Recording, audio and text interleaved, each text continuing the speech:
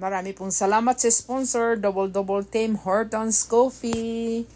Ayan, tinikman ko na kung anong lasa ng coffee pero hindi ko talaga makaya at parang nanginginig ng mukha ko.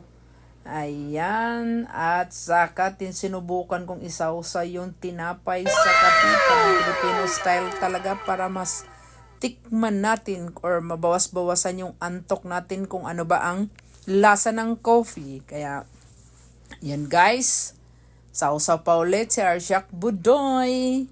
Baka nagustuhan ninyo ang coffee. Anyway, sa madaling salita, hindi talaga ako mahilig sa coffee. Mas maigi pa sa akin yung gatas kaysa coffee.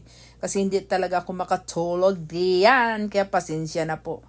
So, yan, huwag niyong kalimutan bumili ng Tim Hortons Coffee Double.